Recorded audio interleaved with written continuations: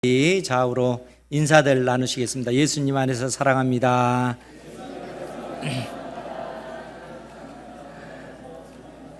예수님 안에서 하나님의 사랑이 풍성히 드러나는 은혜가 있기를 바랍니다.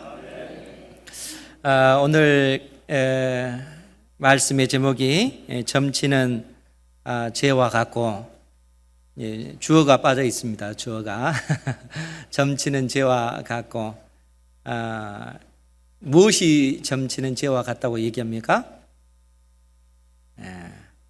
성경을 안 보면 모릅니다. 23절에 보면 이는 거역하는 것은 점치는 죄와 같고, 무엇을 거역한다는 얘기일까요? 하나님의 말씀, 하나님의 말씀을 거역하는 것, 하나님의 말씀을 버리는 것은 점치는 죄와 같고, 심지어 하나님의 말씀에 순종하지 않고 완고한 것은, 즉 고집대로, 내 고집대로 살아가는 것은 사신, 여기서 살아있는 신이 아니고 사신, 악한 신인 우상에게 절하는 죄와 같다라고 이야기를 합니다. 그러니까 하나님의 말씀을 버리는 것은, 하나님의 말씀에 순종하지 않는 것은 점치는 죄와 같고, 하나님의 말씀을 의지하지 않고 내 고집대로 살아가려고 하는 것은 우상에 절하는 죄와 같다라고 이야기합니다. 그래서 오늘 이 말씀을 통해서, 사실 이 말씀은 지난 수요일 날 전했던 말씀인데, 많은 성도들이 같이 이 말씀을 나눴으면 좋겠다 생각이 들어서 오늘 주일날 다시 이 말씀을, 이 본문을 가지고 전합니다. 이제 특별히 예수님을 믿는 사람들 가운데서도 점을 보러 다닌 사람 있죠? 우리 은행교회는 없는 줄 믿습니다. 그런 소리를 많이 들었어요. 예수님 믿으면서도 이제 무당 집에 가는 사람도 있고, 점 보러 다니는 사람들도 있고, 또 오늘의 운세 가지고 찾아보는 사람들도 있고, 그렇다고 해요. 그런데 이제 여러분들이 정말 기억하셔야 될 것이 뭐냐면, 점치는 것은 하나님께서 아주 싫어하십니다.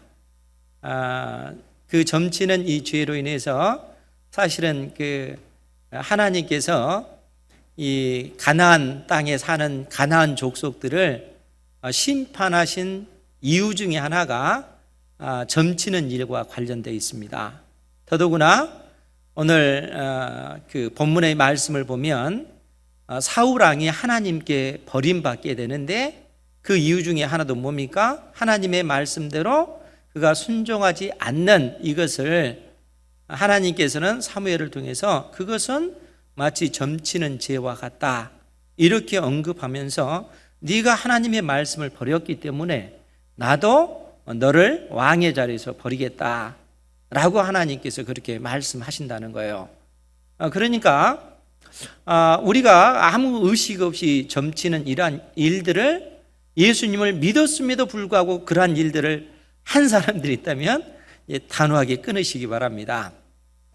점치는 그것은 제가 잘 모르는데, 어릴 때 기억이 있습니다. 제가 어릴 때 기억이 있는데, 제가 아마 그 초등학교 1학년 아니면 2학년 이때쯤 될 것 같은데, 제 기억으로는 제 눈에 이 다래끼 나는 거 있잖아요. 그게 났는데, 그게 좀 심했던 것 같아요. 그런데 그때 당시 어머니가 이제 외할아버지 제사여가지고 저를 데리고 외갓집에 갔었는데, 그때 당시 어머니가 그 동네에 사는 어떤 할머니에게 가서 점을 보는 겁니다. 그런데 지금도 그 기억이 좀 남아 있어요. 그 할머니가 조그만 이 까만 상 안에 상 위에다가 쌀을 쫙 뿌려가지고 이제 그 형태를 보면서 어떤 징조를 보나 봅니다. 그래서 그러한 일들이 있었는데, 그리고 나서 돌아와서 어떤 일을 어머니가 하셨냐면, 그 조그만 헝겊 조각이 있잖아요. 그 조각 안에 쌀을 조금씩 넣어가지고 묶어가지고 그 동네 그 앞에 있는 그 찔레꽃 나무에다가 가지에다가 그것을 주렁주렁 달아놨어요. 그것이 무슨 의미인지는 모르겠습니다. 그런데 그것을 저와 제 친구가 어린 나이에 그걸 보면서, 처음에는 저도 몰랐으니까 그래서 이제 그 친구하고 그걸 풀어본 거예요. 보니까 쌀인 거예요. 그러니까 친구하고 제가 어렸을 때 그 쌀을 먹으면서 맛있다고 그랬던 기억이 납니다. 그래서 점치는 것은 점치는 그 장면하면 그 장면이 연상이 돼요. 그런데 여러분, 하나님께서 왜 점치는 것을 그토록 싫어하셨을까요? 더더구나 점치는 이라는 그 행위를 사울 왕이 하나님의 말씀을 버린 것과 비유해서, 네가 말씀을 버렸기 때문에 내가 너를 버리겠다, 이렇게까지 말씀하셨다는 거예요. 더더구나 신명기 18장 말씀을 보면 가나안 땅 안에 사는 가나안 족속들을 하나님께서 완전히 진멸하시거든요. 그들을 심판하셔서 그 가나안 땅에서 그 쫓아내시는 그 이유가 이 점치는 일과 관련되어 있다는 거예요. 우리 신명기 18장 말씀을 우리 찾아보도록 하겠습니다. 신명기 18장 9절부터 14절에 있는 말씀입니다. 신명기 18장 구약 성경 290페이지입니다. 구약 성경 290페이지. 신명기 18장 9절부터 보면, 9절 말씀에 보면, 내 하나님 여호와께서 내게 주시는 땅에 들어가거든 너는 그 민족들의 가증한 행위를 본받지 말 것이니. 지금 어떤 배경 속에 이 신명기 말씀을 하나님께서 주신 것이냐면, 출애굽한 이스라엘 백성들, 애굽 땅에서 종살이 하던 이스라엘 백성들을 하나님께서 애굽 땅에서 출애굽 시키신 이후에 출애굽 2세대들이 요단강 동편, 그러니까 모압 땅, 오늘날 그 모압 땅, 요단강 동편 모압 땅에서 하나님께서 모세를 통해서 주신 말씀이 이 신명기 말씀이라는 거예요. 그러니까 출애굽한 이스라엘 백성들이 이제는 요단강만 건너면 가나안 땅에 들어가게 되는 겁니다. 그리고 이스라엘 백성들은 가나안 땅에 사는 이 가나안 족속들을 진멸하고 그 땅에 하나님께서 원하시는 하나님의 나라, 거룩한 나라, 이 세상 속에 구별된 나라를 이스라엘 백성들은 건설해야 하는 사명을 가지고 있는 거예요. 그러니까 요단강만 건너면 이제는 구별된 백성답게 가나안 땅에 사는 족속들과 구별된 모습으로서 그들은 그 땅에서 하나님의 자녀답게 하나님께서 원하시는 나라를 건설해야 되는 그런 사명을 가지고 있는 것이죠.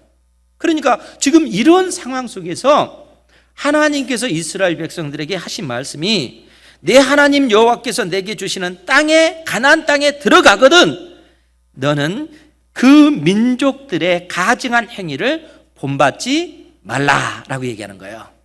가나안 땅에 사는 족속들의 그 가증한 행위를 너희들은 본받아서는 안 된다라고 얘기합니다. 그러면 그 땅에 사는 가나안 땅 족속들의 그 가증한 행위가 뭘까요? 10절 이하의 말씀을 보면 우리 10절, 11절 같이 한번 볼까요? 시작. 그의 아들이나 딸을 불 가운데로 지나가게 하는 자나 점쟁이나 기륭을 말하는 자나 요술하는 자나 무당이나 진언자나 신접자나 박수나 초혼자를 너희 가운데 용납하지 말라. 아멘. 지금 하나님께서 가나안 땅에 사는 족속들의 그 가증한 행위에 대해서 언급하면서 제일 먼저 그의 아들이나 딸을 불 가운데로 지나가게 하는 자.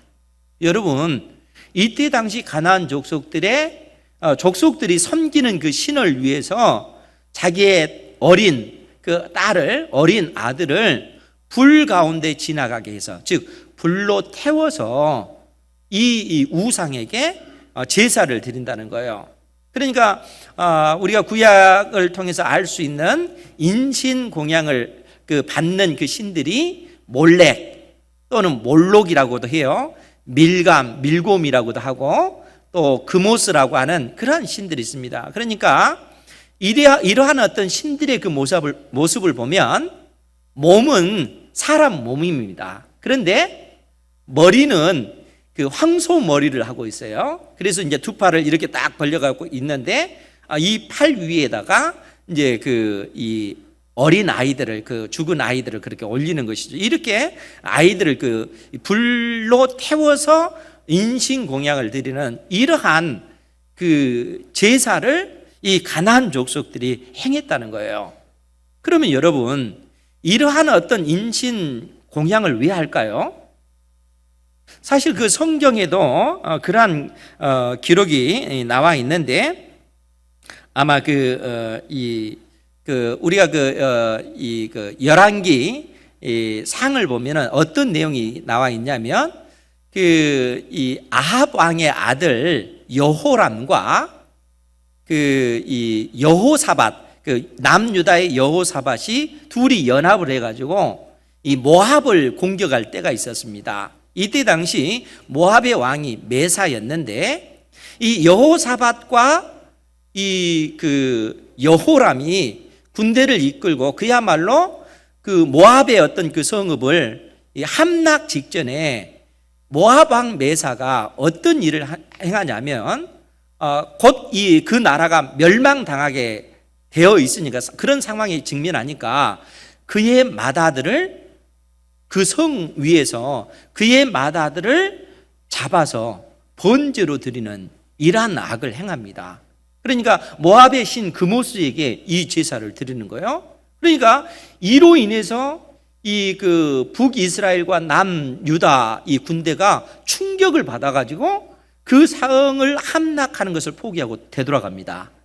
그러니까 이게 무슨 얘기냐면, 이때 당시 그 가나안 족속들이 어린 아들, 어린 딸을 불 가운데 이 인신 공양으로 제사를 드릴 때는, 여러분 그 부모의 입장에서 보면은 사실 가슴이 찢어지는 일이잖아요. 그럼에도 불구하고 그러한 일을 하는 것은 더 큰 재앙을, 이 작은 재앙을 통해서 막기 위해서 그렇다는 거예요. 그러니까 액땜하기 위해서인 것입니다. 그러니까 여러분, 점친다는 것은 결국 장래 일과 연관되는 것이잖아요. 우리의 미래와 연관되는 거라는 거예요. 그러니까 사람은 앞으로 되어질 일들을 알지 못하기 때문에 이런 점치는 사람들이나 기륭을 말하는 자, 요술하는 자, 이 요술하는 자는 그 마술하는 그런 사람이 아니고, 이때 당시에 어떤 그 짐승을 잡아서, 그러니까 예를 들어서 돼지를 잡아가지고 그 피가 흘리고 있는 그 돼지 있잖아요. 사람의 손으로 그 창자를 해짓고 그 간을 딱 끄집어낸다는 거예요. 그 간 모양을 보고, 그 간의 색깔을 보고 앞으로 되어질 그 징조에 대해서 살피는 그러한 일을 하는 사람들이 요술하는 자들입니다.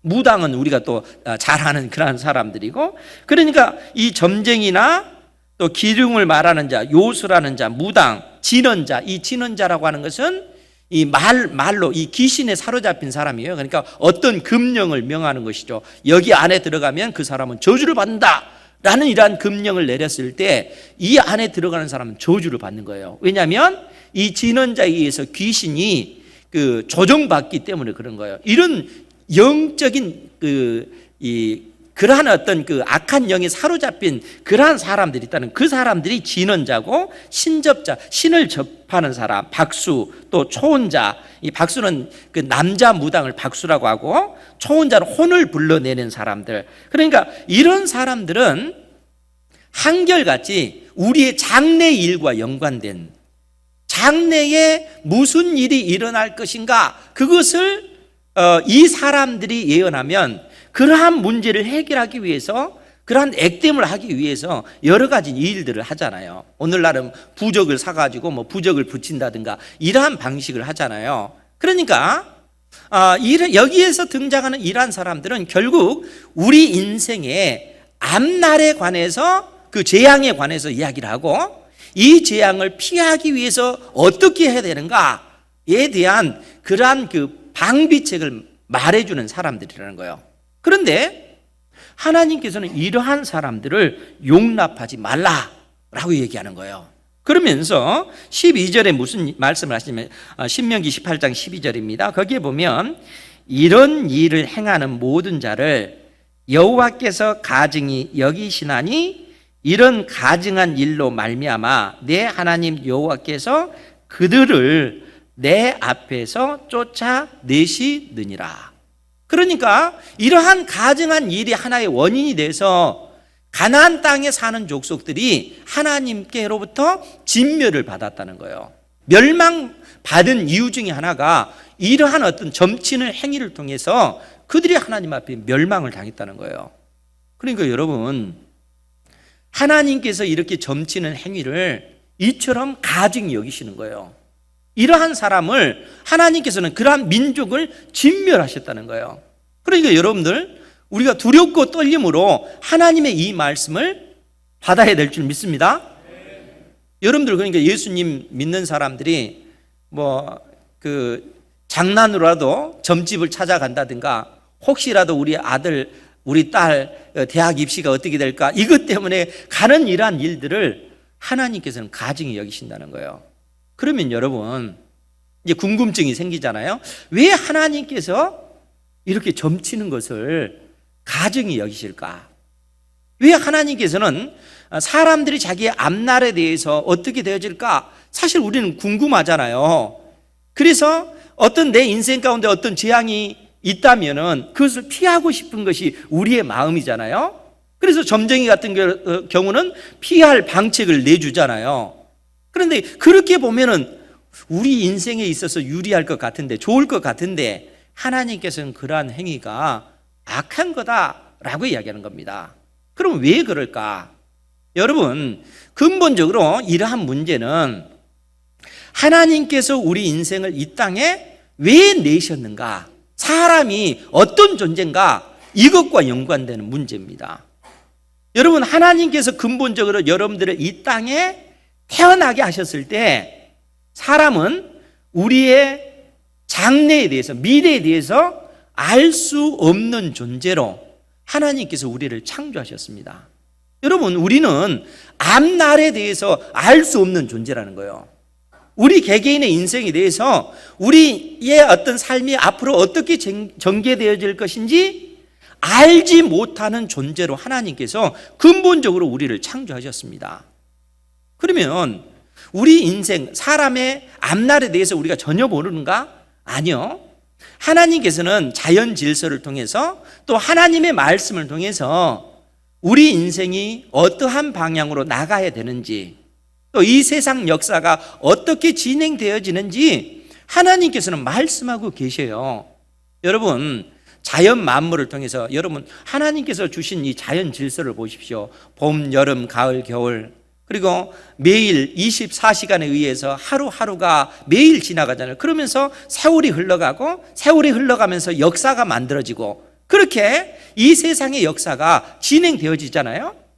하나님께서는 이러한 방향으로 역사를 만들어 가셔요. 그리고 성경을 통해서 이 세상 속에 하나님 나라의 역사가 진행되어지고, 장차 이 땅에 하나님의 나라가 완성되어질 것을 주님께서는 성경을 통해서 명확하게 말씀해 주고 있습니다. 또 우리 인생에 관해서는 누구든지 생명의 주 예수 그리스도를 믿는 자는 하나님의 자녀가 되는 권세를 주실 것이고, 우리의 인생이 이 땅에서 죽는다 할지라도 영원한 하나님의 나라, 천국에 들어간다 하는 사실을 명확하게 성경이 우리에게 말씀해 주고 있다는 거예요. 예수님을 알지 못하는 사람들은 영원한 지옥에 던져진다. 우리 인생의 앞날에 대해서 성경이 명확하게 우리에게 그 길을 제시해 주고 있다는 거예요.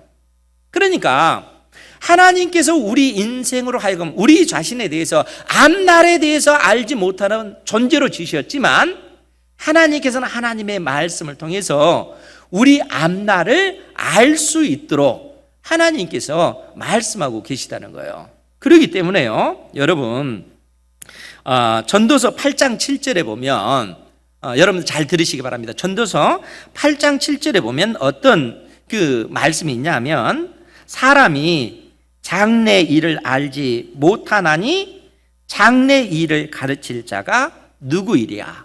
사람은 근본적으로 장래 되어질 일들에 대해서 알 수 없는 존재라는 거예요. 그러면 그 장래 되어질 일들에 대해서 가르칠 분이 누구시겠어요? 하나님께서 우리에게 가르치신다는 거예요. 우리 또 이 전도서 3장 한번 찾아볼까요? 이 부분은 전도서 3장 11절 말씀입니다. 전도서 3장 11절 말씀, 구약성경 951페이지입니다. 951페이지 전도서 3장 11절 말씀 같이 한번 보겠습니다. 시작. 하나님이 모든 것을 지으시되 때를 따라 아름답게 하셨고 또 사람에게는 영원을 사모하는 마음을 주셨느니라. 그러나 하나님이 하시는 일의 시종을 사람으로 측량할 수 없게 하셨도다. 아멘. 하나님이 모든 것을 지으셨다는 겁니다. 하나님께서 하늘과 땅, 그 안에 있는 모든 만물을 다 창조하셨다라고 선언하십니다. 그런데 이러한 창조는 때를 따라 아름답게 하셨다는 거예요. 하나님께서 만드신 모든 세계는 하나님의 그 선하신 뜻과 그 계획 속에 그분 보시기에 선한 아름다운 그러한 창조를 하나님께서 하셨다는 겁니다. 그러면서 우리 사람들에게는 영원을 사모하는 마음을 주셨느니라. 영원을 사모하는 마음, 장래를 사모하는 마음, 그러니까 앞으로 되어질 미래에 대해서 사모하는 마음을 우리에게 주셨다는 거예요. 그러니까 여러분, 우리는 그래서 영원을 사모하는 마음이 모든 사람들에게 다 있는 거예요. 영원을 사모하는 마음, 그러니까 장래를, 장차 되어질 그 미래에 대한 사모하는 마음이 우리 속에 있는 겁니다. 그런데 하나님께서는 이렇게 말씀하시고 나서 뭐라고 얘기했냐면, 그러나 하나님이 하시는 일의 시종을, 시작과 끝을 사람으로 측량할 수 없게 하셨도다. 사람으로 하여금 그러한 사실을 측량할 수 없게 만들었다는 거예요.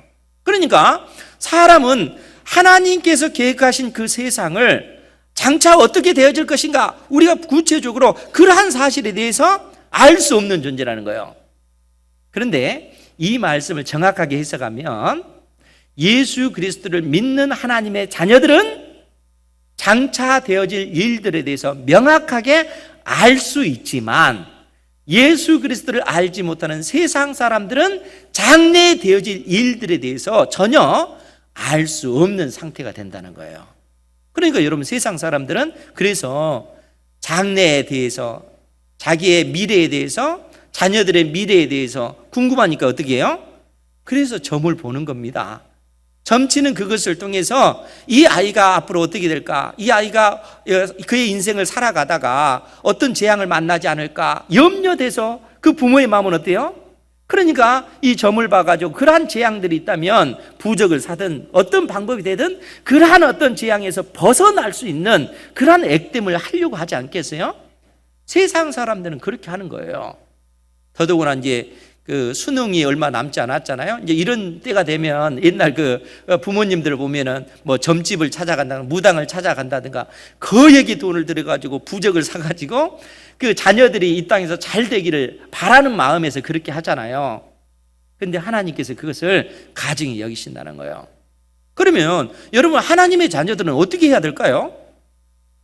여러분, 요즘 계속 새벽 예배 때 욥기를 봐요. 그래서 욥의 그 신앙 고백이 참 제 마음에 와 닿습니다. 욥기 23장을 한번 볼게요. 욥기 23장. 욥기 23장에 보면 욥기 23장 10절 말씀이에요. 욥기 23장 10절 말씀, 익숙한 말씀인데 우리가 함께 한번 볼까요? 시작. 그러나 내가 가는 길을 그가 아시나니 그가 나를 단련하신 후에는 내가 순금같이 되어 나오리라. 아멘. 구약성경 784페이지에 있어요. 욥이 하나님 앞에 이 고백을 합니다. 그런데 여러분, 욥이 이러한 고백을 할 때 욥의 그 상황을 생각을 해야 돼요. 지금 욥은 어떤 상황이냐 하면 그의 그 전 재산을 그야말로 강탈당한 그러한 상태예요. 도적대들에 의해서 그의 어떤 양떼, 소떼들 이러한 것들을 다 강탈당한 상태고, 심지어 그의 10명의 자식들이 집이 무너져 가지고 다 그 자식들이 다 죽임을 당했습니다. 그리고 욥 자신은 어때요?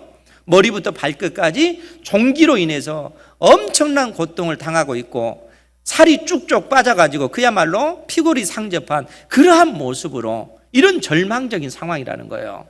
더더구나 그가 믿었던 그 친구들이, 그가 의지했던 친구들이 와서 욥을 비난하기 시작하는 겁니다. 욥을 조롱하기 시작해요.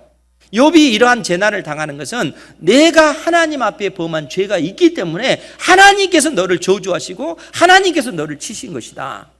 너의 삶이 그것을 증거하지 않느냐. 가까이 있던 믿었던 그 친구들이 욥을 이렇게 조롱하고 비난하고 있는 거예요. 이런 상황이면 얼마나 절망적이겠습니까? 이런 낙심된 상황 속에서 욥이 하나님 앞에 하소연하는 거예요. 하나님을 내가 만나기를 소망합니다. 하나님께서 오른쪽에 계신가요? 내가 오른쪽으로 갔더니 거기도 계시지 않고, 왼쪽으로 갔더니 왼쪽에도 계시지 않고, 하나님이 욥을 만나주지를 않는다는 거예요. 그 욥이 하소연해도 하나님께서 듣지를 않으신다는 거예요. 그런데 이런 절망적인 그런 상황 속에서 하나님께서 욥 자신을 버리신 것처럼 보여지잖아요. 그런 상황 속에서 욥이 오늘 이 고백을 하는 거예요. 개역 한글 표현대로 하자면, 나의 가는 길을 오직 그가 아시나니 그가 나를 단련하신 후에 내가 정금같이 나오리라. 하나님께서 내 인생에 가는 길을 하나님께서만 아신다는 거예요. 자기는 모른다는 거예요. 내가 왜 인생 가운데 이러한 고난을 당했는지 그것도 모른다는 거예요. 하나님께서 아신다는 거예요. 그런데 욥의 그 위대한 그 신앙 고백이 뭡니까? 나의 가는 길을 오직 그가 아시나니 그가 나를 단련하신 후에 내가 정금같이 나오리라. 이 믿음의 고백을 하는 거예요. 여러분, 놀랍지 않습니까? 믿음의 눈으로 자기 인생을 바라보는 거예요. 하나님께서는 내 인생을 결국에는 정금같이 만들어내실 것이다. 하나님의 약속의 말씀을 의지하여 하나님을 경외하는 그 경외하는 마음을 가지고 온전히 하나님 앞에 그 신앙 고백을 하는 것입니다. 여러분, 욥이 13, 14절에도 그런 고백을 해요. 그는 하나님은, 욥기 23장 13, 14절입니다. 하나님은 뜻이 일정하시니 누가 능히 돌이키랴. 그의 마음에 하고자 하시는 것이면 그것을 행하시나니 그런즉 내게 작정하신 것을 이루실 것이라. 나는 내 인생에 대해서 알지 못하지만 하나님께서는 나에 대해서 아신다는 거예요. 그리고 나를 향한 하나님의 그 뜻은 하나님께서 반드시 이루실 것이다 라는 그 믿음입니다.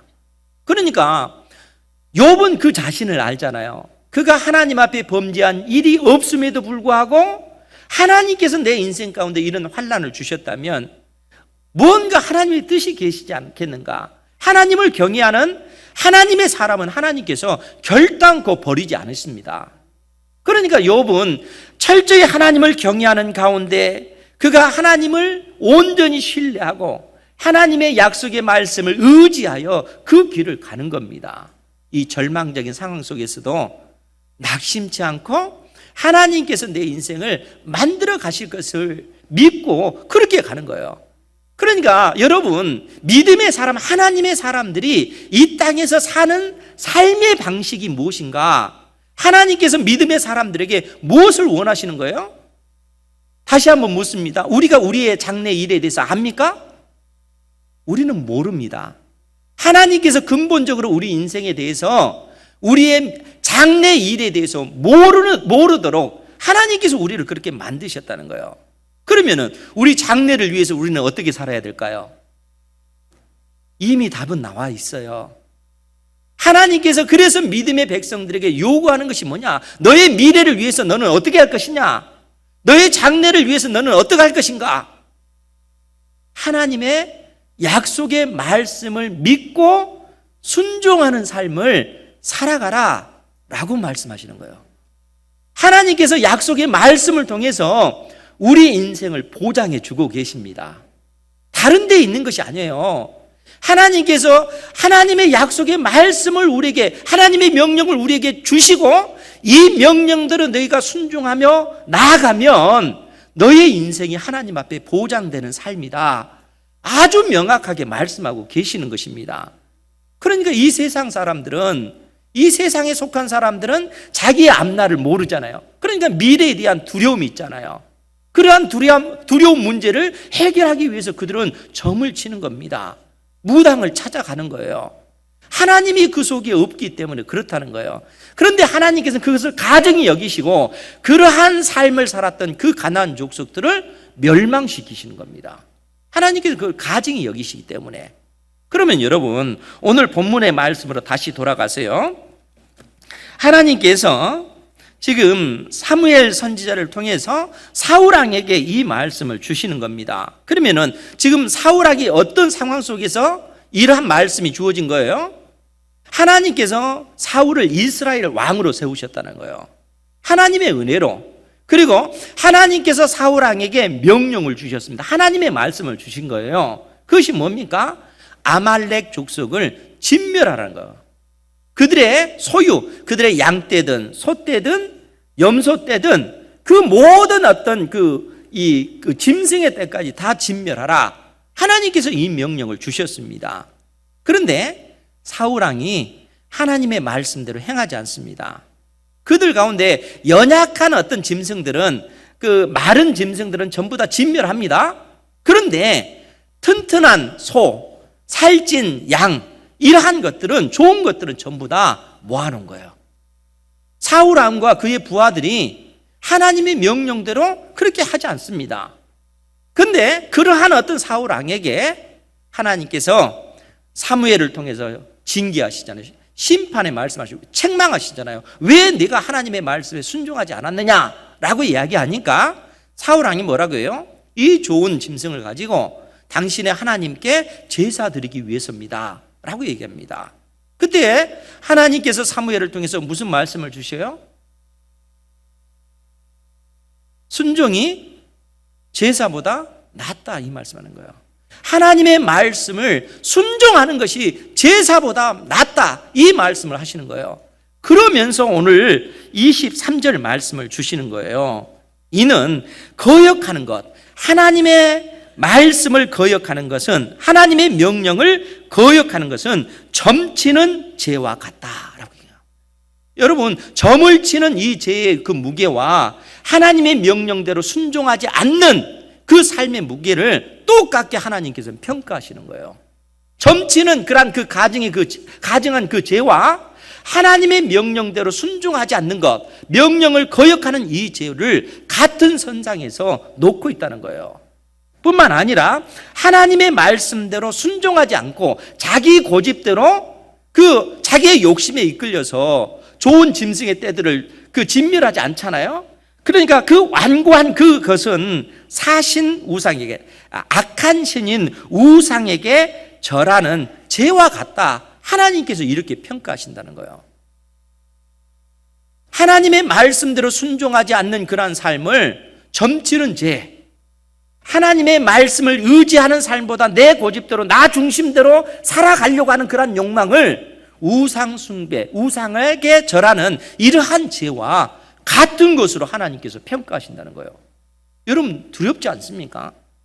무서운 말씀이잖아요. 하나님의 말씀대로 우리가 순종하지 않았을 때 하나님께서 우리를 향해서 그렇다는 거예요. 그러면서 하나님께서 무슨 말씀을 하십니까? 왕이 여호와의 말씀을 버렸으므로, 하나님의 명령을 버렸으므로 여호와께서도 왕을 버려 왕이 되지 못하게 하셨나이다. 이것 때문에 결국 사울 왕이 하나님께로부터 버림받게 됐다는 거예요. 사랑하는 성도 여러분, 우리 인생의 본분이 무엇이겠어요? 하나님께서 이 땅에 자신의 형상대로 우리를 이 세상 가운데 내셨잖아요. 그리고 우리로 하여금 장래 일을 알지 못하는 그러한 존재로 우리를 지으셨습니다. 그리고 장래에 어떻게 되어질 것인가 이미 하나님께서는 말씀을 통해서 명확하게 우리에게 주셨다는 거예요. 그러니까 믿음의 사람, 하나님의 사람들은 우리의 장래 일이 어떻게 되어질까 하나님의 말씀을 통해서 알 수 있는 줄 믿으시기 바랍니다. 그러니까 우리는 우리의 장래를 위해서, 우리의 미래를 위해서 어떻게 준비해야 되냐? 점치는 것으로, 무당을 찾아가는 것으로 되어지는 문제가 아니고 하나님의 말씀을 통해서 우리의 앞날을 준비하는 거예요. 성경은 우리에게 그 진리를 가르쳐주고 있다는 거예요. 그러니까 여러분 성경을 끊임없이 사랑하셔야 되고 늘상 읽으셔야 되고 하나님 이 말씀을 통해서 나에게 깨닫게 해주십시오. 하나님의 뜻을 발견하게 해주십시오. 여러분들이 기도하시면서 이 말씀을 사랑하셔야 돼요. 하나님의 말씀을 버린 이것 때문에 사울왕이 하나님 앞에 버림받았잖아요. 이러한 어리석은 그 길로 우리는 걸어가서는 안 된다는 거죠. 세상 사람들 같이 예수 믿는 사람들이 이 세상 속에서 구별된 백성답게 하나님의 말씀을 의지하며 순종의 삶을 살아가야 되는데 예수님을 믿는다고 하면서 세상 사람들과 똑같이 점치는 일들을 행하고 무당을 찾아가면 그것처럼 불쌍한 일이 어디 있겠어요? 그렇지 않습니까? 우리의 미래는, 우리의 장래 일은 하나님께서 아십니다. 그리고 하나님께서 여러분들의 삶을 보장하고 계십니다. 그렇기 때문에 여러분들이 철저히 하나님의 말씀을 의지하여 이 말씀을 사랑하고 말씀대로 순종하는 그런 삶을 살아가면 하나님께서 여러분들과 동행해 주실 것이고 여러분들이 기도하신 그 모든 것들을 다 응답해 주실 것이며 여러분들의 삶 가운데 은혜를 더하여 부어 주실 줄 믿습니다. 이런 삶을 살아가는, 이런 은혜를 누리는 우리 은행교회 모든 성도들 되시기를 주님의 이름으로 축원드립니다. 아멘. 기도하겠습니다. 거룩하신 아버지,